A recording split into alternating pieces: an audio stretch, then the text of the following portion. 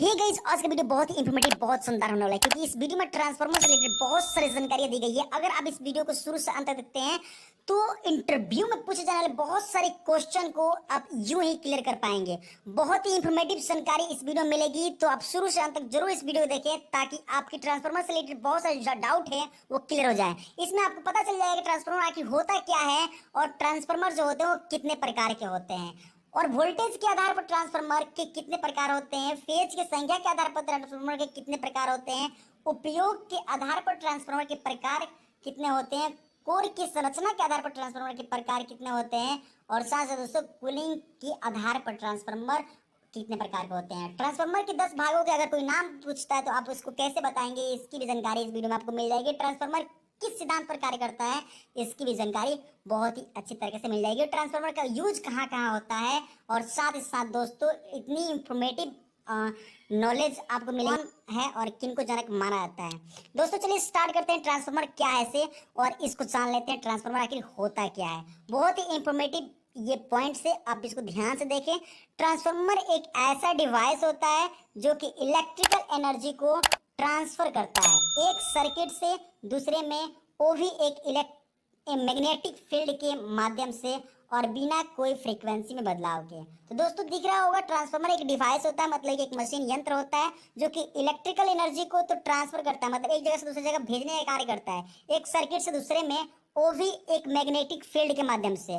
और इसमें क्या नहीं बदलता, तो फ्रीक्वेंसी में कोई बदलाव नहीं करता, कोई छेड़खानी नहीं करता। जो ट्रांसफर का काम है ना, वो वोल्टेज को क्या करता है, बहुत ज्यादा कर देता है और वोल्टेज को बहुत कम कर देता है। और जब वोल्टेज बहुत ज्यादा होता है ना तो उसमें करेंट बहुत कम हो जाता है, और जब वोल्टेज कम हो जाता है तो वहाँ पर करेंट अच्छा खासा होने लगता है। दोस्तों आपको बता दें ट्रांसफार्मर का काम एक जगह से दूसरे जगह करंट को, वोल्टेज को पहुंचाने का होता है, और ये बहुत अच्छे तरह से करता है। ट्रांसफार्मर के बिना आज हम अपनी इस मॉडर्न लाइफ को इमेजिन भी नहीं कर सकते, क्योंकि बिजली हमारे घर तक जो पहुंचती है वो ट्रांसफार्मर की मदद से ही पहुंचती है। यहाँ फ्रीक्वेंसी की बात करें तो जो फ्रीक्वेंसी मतलब होता है दोस्तों कि हमारे जैसे इंडिया की फ्रीक्वेंसी कितनी है, 50 हर्ट्ज की है। मतलब कि हमारा जो बल्ब है वो एक सेकेंड में 50 बार जलता है बुझता है, जलता है बुझता है। तो आप सोच सकते हैं कि 50 बार जलता है बुझता है। और कोई पूछता है कि बल्ब क्यों नहीं दिखता है कि जल रहा है बुझ रहा है, जल रहा है बुझ रहा है। ऐसा इसलिए होता है क्योंकि उसमें क्या है, फ्रीक्वेंसी बहुत ज्यादा है और एक सेकेंड में 50 बार जलता है बुझता है। अगले पॉइंट को देख लेंगे। इसमें जो इलेक्ट्रिकल सर्किट सोर्स की इलेक्ट्रिकल पावर को रिसीव करता है उसे प्राइमरी वाइंडिंग कहते हैं, और दूसरी सर्किट जो इलेक्ट्रिकल एनर्जी डिलीवर करती है लोड को उसे हम सेकेंडरी वाइंडिंग कहते हैं। इसमें दो प्रकार के वाइंडिंग होते हैं, प्राइमरी वाइंडिंग और सेकेंडरी वाइंडिंग। इस चीज को आप ध्यान रखें। तो दोस्तों प्राइमरी वाइंडिंग क्या होता है, सेकेंडरी क्या होता है, हम अगले पेज पर देख लेंगे। पहले हम जान लेते हैं दोस्तों, जो इलेक्ट्रिकल पावर होता है ना वो जनरेट होता है पावर प्लांट में, और जो पावर प्लांट में जनरेट होता है वहां पर जो करेंट होती है वो लगभग 11 किलो वोल्ट होता है, मतलब 11,000 वोल्ट होता है। अब उसको क्या किया जाता है, वहां से हमारे घर तक आने के बीच में बहुत सारे मतलब कि ट्रांसमिशन लाइन का यूज किया जाता है। अब वहां पर सबसे पहले तो पावर जो प्लांट में बन गया उसको स्टेप अप कर दिया जाता है। 11 केबी जो वोल्टेज था ना उसको 220 केबी में बदल दिया जाता है, और वहां से वो पावर जो जो होता है, हमारा जो पावर होता है वो टावर के माध्यम से ट्रांसमिशन लाइन सब स्टेशन तक आता है। सब स्टेशन जो ट्रांसमिशन लाइन का वहां तक आता है, और वहां से उसके माध्यम से ट्रांसमिशन लाइन के माध्यम से वो डिस्ट्रीब्यूशन सब स्टेशन तक आता है। और वहां पर क्या होता है, जो हमारा वोल्टेज होता है वो कम कर दिया जाता है। ट्रांसमिशन लाइन से 33 केबी का वोल्टेज डिस्ट्रीब्यूशन लाइन तक आता है, और उसको डिस्ट्रीब्यूशन लाइन से 11 केबी हमारे होम के आसपास जो ट्रांसफर होते हैं वहां तक 11 केबी आता है, और वहां से 440 वोल्ट हमारे घर तक आता है, और हम 220 वोल्ट या 440 वोल्ट का यूज अपने इक्विपमेंट से चलाने में करते हैं। तो दोस्तों ये जो ट्रांसफार्मर जो होता है, बिना अगर ट्रांसफर इन लाइनों में अगर ट्रांसफार्मर नहीं होता तो क्या हमारे घर तक बिजली आ पाती, नहीं आ पाती। तो कहने का तात्पर्य है ट्रांसफार्मर है तो हमारे घर तक बिजली आ पा रही है। कंपनीज बहुत सारे जो बिजली चलते हैं वो चल पा रहे हैं। अगर कंपनीज चल पा रहे हैं तो उसके पीछे भी ट्रांसफार्मर का हाथ है। हमारी जो ट्रेन चल रही है आज बिजली से, अगर ट्रांसफार्मर नहीं होता तो क्या ट्रेन हमारी बिजली से चल पाती, यह कभी संभव नहीं हो पाता। दोस्तों ट्रांसफार्मर बहुत ही इम्पोर्टेंस रखता है हमारे इस मॉडर्न युग को बनाने में। हमारे युग को जो मॉडर्नलाइज करते हैं ना, वह हमारे बहुत ही अच्छा खासा हमारा युग है। हम हर एक चीज़ इलेक्ट्रॉनिक्स इलेक्ट्रिक इससे जोड़ लेते हैं, तो ये ट्रांसफार्मर का ही देन है। दोस्तों ट्रांसफार्मर की बात करें जिसमें दो क्वाइल होती है, एक तो प्राइमरी क्वाइल और दूसरी होती है सेकेंडरी क्वाइल। प्राइमरी क्वाइल में हम अपने क्या करते हैं, तार को जोड़ते हैं, और सेकेंडरी क्वाइल में हम अपने लोड को जोड़ते हैं। हमारी जो पावर आती है वो प्राइमरी क्वाइल में दी जाती है, और सेकेंडरी क्वाइल में हमारे लोड जो भी होते हैं, जैसे कि जो भी उपकरण है उसको जोड़ा जाता है। प्राइमरी वाइंडिंग में अगर जो लपेटों की संख्या है, जो मतलब जो हमारे कॉपर पाइप है वो लपेटा गया है ना, कॉपर का जो तार है उसको लपेटा गया है, अगर वो लपेटों की संख्या जो है कम है और जो सेकेंडरी वो ज़्यादा है, तो इसका मतलब हुआ इधर वोल्टेज कम होगा और जो सेकेंडरी वाइंडिंग है उसके तरफ वोल्टेज ज़्यादा निकलेगा। और अगर यहाँ पर प्राइमरी कॉइल में लपेटों की संख्या ज़्यादा है और सेकेंडरी कॉइल में लपेटों की संख्या कम है, तो इसका मतलब हुआ कि सेकेंडरी वाइंडिंग में वोल्टेज कम होगा और प्राइमरी में ज़्यादा होगा।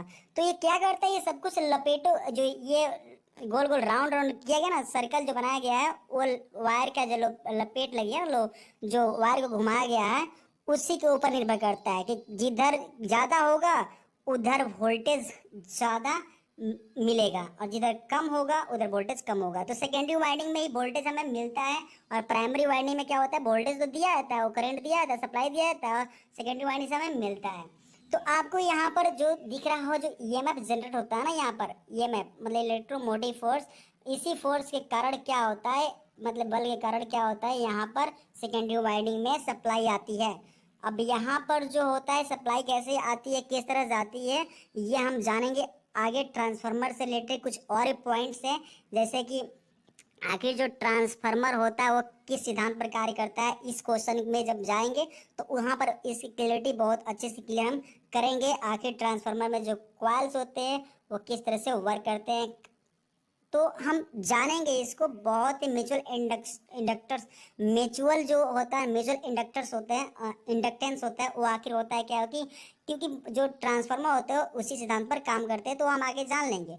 ट्रांसफार्मर का आविष्कार किसने किया, अगर ये क्वेश्चन का जवाब देना हो तो बताएंगे हम कि विलियम स्टैनले और एक माइकल फैराडे, दो साइंटिस्ट थे जो इस पर बहुत ही ज़्यादा काम किए। तो हम इसका आंसर देंगे कि इलेक्ट्रिक सब ट्रांसफर का आविष्कार विलियम स्टैनले ने 1885 में और संयुक्त राष्ट्र अमेरिका में किया था। और यह भी कहा जाता है कि ट्रांसफार्मर का आविष्कार माइकल फैराडे ने 1831 में ब्रिटेन में किया था। दोस्तों इन दोनों का योगदान बहुत ही ज़्यादा इस ट्रांसफार्मर में है, तो हम इन दोनों को जनक माने तो कोई आश्चर्य नहीं होगा। इन दोनों को जनक मानना ही चाहिए, क्योंकि जिसने योगदान दिया है उनकी अगर हम अगर सराहना ना दें तो बेकार गई उनकी जो योगदान दिया है उन्होंने। तो अगला क्वेश्चन है, ट्रांसफार्मर कितने प्रकार के होते हैं। दोस्तों इस क्वेश्चन का जवाब हम यूं ही नहीं दे सकते हैं कि ट्रांसफार्मर दो प्रकार के होते हैं, ऐसे नहीं बोल सकते हैं। इसको बदलने के लिए हम बताएंगे कि ट्रांसफार्मर को निम्न आधारों पर बांटा जाता है। पहला, आउटपुट वोल्टेज के आधार पर, दूसरा कोर की संरचना के आधार पर, फेज की संख्या के आधार पर, और दोस्तों उपयोग के आधार पर, और साथ साथ अगला बेस्ड ऑन कूलिंग के आधार पर। तो इस तरह से हम इन ट्रांसफार्मर को आधारों पर बांट करके स्टडी करेंगे, बताएंगे भी तो आधारों को बंटवारे। तो अब अगला पॉइंट है कि आउटपुट वोल्टेज के आधार पर ट्रांसफार्मर कितने प्रकार के होते हैं, तो दो प्रकार के होते हैं, स्टेप अप ट्रांसफार्मर और दूसरा step down transformer. Step up मतलब होता है दोस्तों जो वोल्टेज को बढ़ा देता है, और स्टेप डाउन मतलब वो ट्रांसफार्मर जो वोल्टेज को, ये ज़्यादा वोल्टेज आ रहा है तो उसको वोल्टेज को घटा करके हमें देता है। जैसे यहाँ पर स्टेप अप ट्रांसफार्मर में देख रहे हैं कि वोल्टेज को बढ़ा कर दे रहा है, क्यों, क्योंकि प्राइमरी वाइंडिंग में जो सर्कल है, जो लपेटों की संख्या है वो कम है, और सेकेंडरी वाइंडिंग में लपेटों की संख्या ज़्यादा है। जिधर लपेटों की संख्या ज़्यादा होगी आउटपुट में, उधर वोल्टेज ज़्यादा मिलेगा। और प्राइमरी वाइंडिंग स्टेप डाउन में देखते हैं दोस्तों, प्राइमरी वाइंडिंग में लपेटों की संख्या बहुत ज़्यादा है, लेकिन सेकेंडरी वाइंडिंग पर लपेटों की संख्या कम है। तो इसका अर्थ हुआ कि स्टेप डाउन ट्रांसफार्मर है ये, और इसमें जो वोल्टेज मिलेगा हमें सेकेंडरी वाइंडिंग में, जो प्राइमरी वाइंडिंग है उससे कम मिलेगा। अब जितना हम कम करना चाहेंगे उसके अनुसार लपेटों की संख्या होगी, और उसके अनुसार हमें प्राइमरी से सेकेंडरी वाइंडिंग में वोल्टेज कम होगा या वोल्टेज ज़्यादा होगा।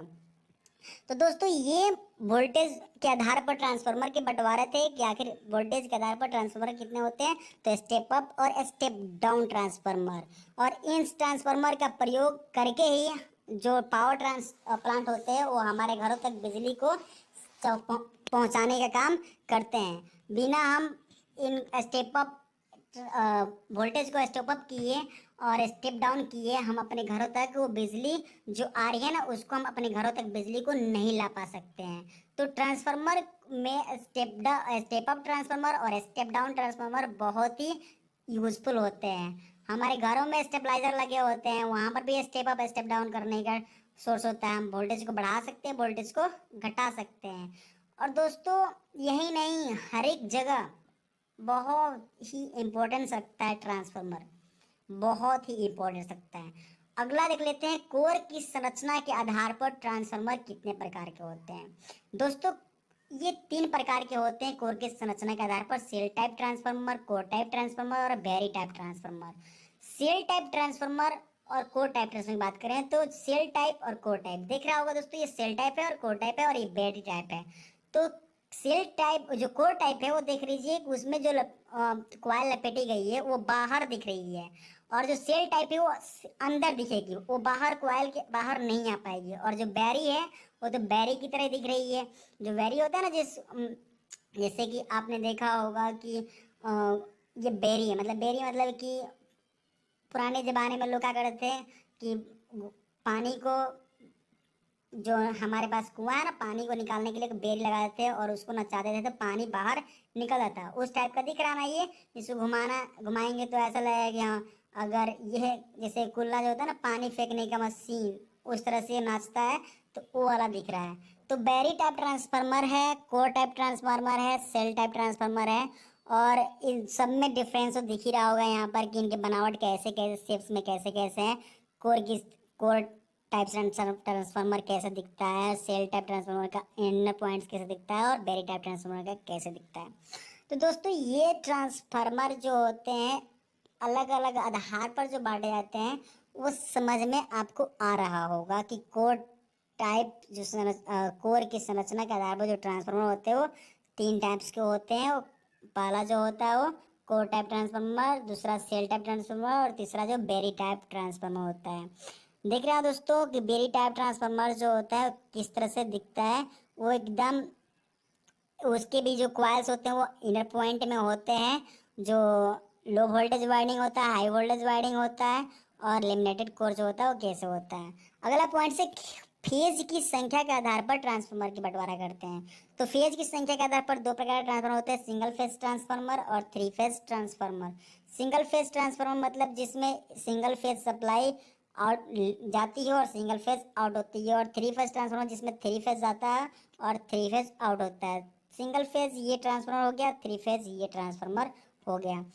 सारे ट्रांसफार्मर जो भी हो, सिंगल फेज हो या 3 फेज हो, इम्पोर्टेंस बहुत ही रखते हैं। अगर हम इनका इस्तेमाल नहीं जानते हैं, नहीं जानते हैं, तो ये बहुत ही बुरी चीज़ है, क्योंकि ये बहुत ही इंपॉर्टेंस रखता है। अगर एक इलेक्ट्रिशियन है और इस फील्ड में काम कर रहे हैं तो इनकी जानकारी आपको रखनी चाहिए कि 3 फेज ट्रांसफार्मर कैसा होता है, उसके अंदर क्या क्या होता है। अगला पॉइंट है दोस्तों कि आखिर उपयोगिता के आधार पर ट्रांसफार्मर कितने प्रकार के होते हैं। ट्रांसफार्मर निम्न प्रकार के होते हैं उपयोगिता के आधार पर दोस्तों। पहला जो होता है देख लेते हैं कौन कौन कौन होता है। ऑटो ट्रांसफार्मर, दूसरा पोटेंशियल ट्रांसफार्मर, पीटी जिसे कहते हैं। तीसरा करंट ट्रांसफार्मर जिसे सीटी ट्रांसफार्मर कहते हैं। चौथा ट्रैक्शन ट्रांसफार्मर जिसे कर्सर ट्रांसफार्मर कहते हैं, टीटी जिसे कहते हैं। 5 number power transfer power transformer और डिस्ट्रीब्यूशन ट्रांसफार्मर। जो पावर ट्रांसफार्मर होता है और डिस्ट्रीब्यूशन ट्रांसफार्मर होता है उनकी भी जानकारी बहुत ही इंपॉर्टेंस रखता है। सीटी और पीटी जो है ये मेजरमेंट के लिए ज़्यादा यूज किया जाता है। मेजरिंग डिवाइस, मेजरिंग ट्रांसफार्मर ये होते हैं और ये मेजर के लिए बहुत ज़्यादा इंपॉर्टेंस रखते हैं। अगला देख लेते हैं कूलिंग के आधार पर ट्रांसफार्मर कितने प्रकार के होते हैं। तो दोस्तों निम्न प्रकार के होते हैं ये, self cooled transformer, oil cooled transformer, oil cooled blast transformer, air cooled blast transformer, oil filled water cooled transformer. तो ये निम्न प्रकार हैं कूलिंग के आधार पर ट्रांसफार्मर के। अब यह भी आपको पॉइंट समझ में आ गया होगा। आपको अगर वीडियो चाहिए इनके बारे में विस्तृत तो आप कमेंट जरूर करें। ट्रांसफार्मर के 10 भागों के नाम बताएं, अगर कोई पूछता है तो आप उनको बता सकते हैं। ट्रांसफार्मर के 10 भाग निम्नलिखित होते हैं। पहला कोर, दूसरा वाइंडिंग, तीसरा बुशिंग बुशिंग, चौथा कंजर्वेटर टैंक, पांचवा एक्सप्लोसिव वेंट, छठवा बता सकते हैं बिदर बिदर, सातवां बुल्क होज रिले, और आठवीं बोल सकते हैं रेडिएटर और कूलिंग फैन और वेल लेवल इंडिकेटर। इस तरह से आप 10 11 जो भी हो भागों के नाम बता सकते हैं और अपने आप को मतलब एक इंटेलिजेंट मैन साबित कर सकते हैं, उनको बता करके कोर होता है, वाइंडिंग होता है, बुशिंग होता है, कंजर्वेटर टैंक होता है इत्यादि। अगला क्वेश्चन है कि ट्रांसफार्मर किस सिद्धांत पर कार्य करता है। ये मस्ट इंपॉर्टेंट क्वेश्चन है दोस्तों, इसकी जानकारी आपको होनी चाहिए। ट्रांसफार्मर किस सिद्धांत पर कार्य करता है? यह म्यूचुअल इंडक्टेंस अन्योन्य प्रेरण के सिद्धांत पर कार्य करता है, जिसके अनुसार जब एक कुंडली में प्रवाहित धारा के मान में परिवर्तन किया जाता है तो इसके पास रखी अन्य कुंडली में प्रेरण के कारण विद्युत वाहक बल उत्पन्न हो जाता है, जिससे दूसरी कुंडली में भी धारा बहने लग जाती है। दोस्तों इसको समझने के लिए बता दूं कि म्यूचुअल इंडक्टेंस अन्योन्य प्रेरण, प्रेरण का अर्थ होता है जैसे कि अगर चुंबक की बात करें तो चुंबक में क्या होता है, एक चुंबक को अगर अन्य मतलब कि एक लोहे के साथ कुछ देर सटा के रख दें तो लोहे में भी चुंबक का कुछ गुण आ जाता है, तो प्रेरण के कारण आता है, तो प्रेरण इसे ही कहते हैं। दोस्तों प्रेरण मतलब है कि एक चीज में अगर कुछ हो रहा है तो वही चीज दूसरे में भी उसके पास रहने से होने लगे। जैसे कि यहाँ पर दोस्तों प्राइमरी कॉइल और सेकेंडरी कॉइल होता है। प्राइमरी कॉइल में हम क्या सप्लाई देते हैं तो यहाँ पर क्या होता है म्यूचुअल इंडक्टेंस, मतलब यहाँ पर ये पैदा होता है, ये इलेक्ट्रोमोटिव फोर्स जो होता है वो पैदा होता है और इसके कारण यहाँ पर एक चुंबकीय बल रेखाएं चलने लगती है और यही चुंबकीय बल रेखाएं जो होती है अन्योन्य प्रेरण मतलब म्यूचुअल इंडक्शन के कारण सेकेंडरी वाइंडिंग में आने लगती है। जो कि सप्लाई यहाँ पर थी वही सप्लाई हमारे को सेकेंडरी वाइंडिंग में मिलने लगती है। तो म्यूचुअल इंडक्टेंस जो होता है अन्योन्य प्रेरण के कारण ही हमारा जो मोटर सॉरी ट्रांसफार्मर होता है वो कार्य करता है। किस सिद्धांत पर अगर कोई पूछता है किस सिद्धांत पर काम करता है तो म्यूचुअल इंडक्टेंस अन्योन्य प्रेरण के सिद्धांत पर हमारा जो ट्रांसफार्मर होता है वो कार्य करता है। दोस्तों आपको बता दें कि ट्रांसफार्मर जो होता है केवल एसी करंट पर ही काम करता है, डीसी करंट पर काम नहीं करता है, क्योंकि डीसी करंट पर म्यूचुअल इंडक्शन अनुप्रेरण जो म्यूचुअल इंडक्टेंस होता है वो हमारे सेकेंडरी कॉइल पे नहीं काम आ पाता है, क्योंकि यहाँ पर हमें परिवर्तन चाहिए। ये मैं जो मतलब कि अगर एक ही मतलब कि जो अन्योन्य प्रेरण होती है उसके लिए क्या चाहिए यहाँ पर वोल्ट करंट की जो दिशा होनी चाहिए वो बदलती रहनी चाहिए, लेकिन हमारे जो जो डीसी करंट होता है उसमें करंट की दिशा एक ही तरफ होती है और बदलती नहीं रहती है।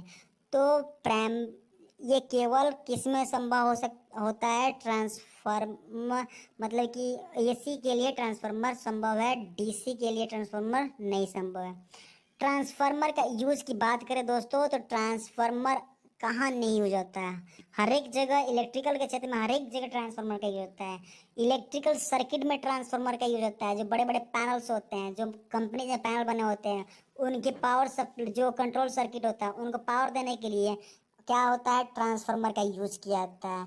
इलेक्ट्रॉनिक सर्किट की बात करें जैसे कि हमारे पास मोबाइल चार्जर हो या कोई भी एलईडी टीवी हो, मतलब जितने भी उपकरण हो टीवी हो मतलब कि जो भी उपकरण किससे इलेक्ट्रॉनिक्स वाले उपकरण चलते हैं सर्किट चलते हैं उनके लिए भी ट्रांसफार्मर की आवश्यकता होती है।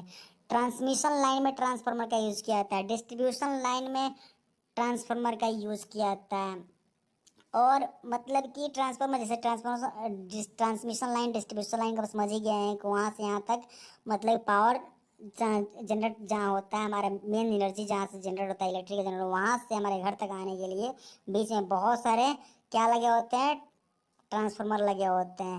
और ट्रैक्शन ट्रांसफार्मर जो होता है इसका इस्तेमाल ट्रेन को इलेक्ट्रिक से चलाने में किया जाता है। तो हमें पता चल रहा है ना कि कितना यूजफुल है हमारे लाइफ को मॉडर्न करने में।